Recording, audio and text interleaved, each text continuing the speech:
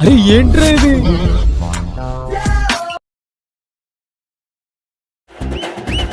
ఈ ఊర్లో ఏమైనా జాతర కాదు బాబు.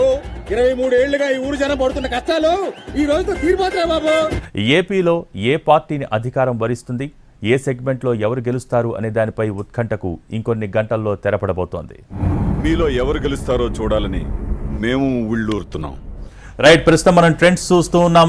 ఇటు ఆంధ్రప్రదేశ్లో తెలుగుదేశం కూటమి సూపర్ హిట్ దిశగా ముందుకు సాగిపోతోంది. యుద్ధానికి సిద్ధంగండి, సమర సంకం నేను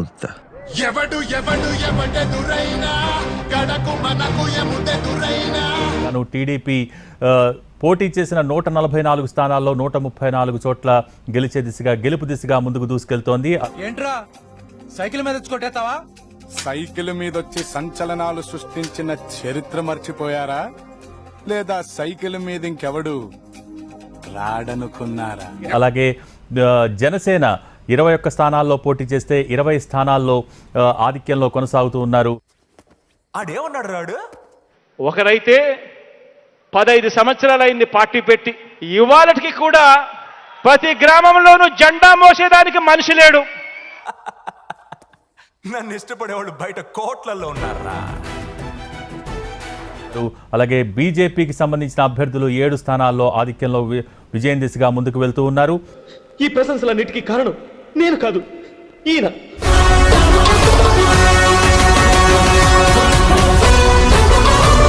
వైఎస్ఆర్సీపీకి సంబంధించి కేవలం 14 చోట్ల మాత్రమే వైఎస్ఆర్సీపీ అభ్యర్థులు ముందంజలో ఉన్నారు. ఏంటాది గారు, ఎంత పని జరిగింది?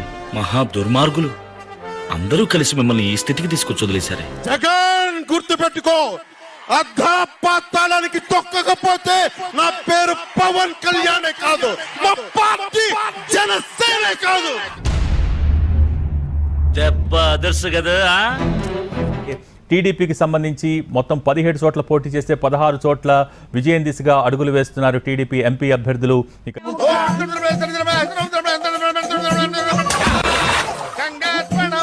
ఇక జనసేనకి సంబంధించి 2 చోట్ల పోటీ చేస్తే 2 చోట్ల విజయం దిశగా ముందుకు అడుగులేస్తున్నారు.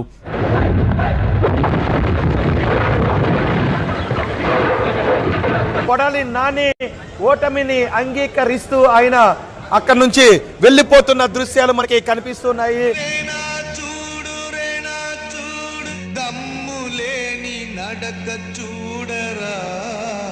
రోజా కౌంటింగ్ కేంద్రం వదిలిపెట్టి ఇంటికి వెళ్ళిపోతున్న దృశ్యాలు చూస్తున్నాం. చదువురాని దానివని దిగులు చెందకు, definitely YCP will form the government అని ఖచ్చితంగా నమ్మొచ్చు. ఎట్టి పరిస్థితుల్లో అవకాశం లేదు తప్పడానికి. అరే నిన్నెవడైనా టీ తాగించి మరీ కొట్టాడ్రా? కూర్చో, అది ఇప్పుడు ట్రై చేద్దాం. మరి టీడీపీ గెలుచుకునే 133 స్థానాలు ఉచితంగా 21 చోట్ల గెలిచేదానికి 100% జనసేనకి ఆస్కారం ఉంది. What a vision, what a thought. పిచ్చోలు అయిపోయారు మా టీం అంతా.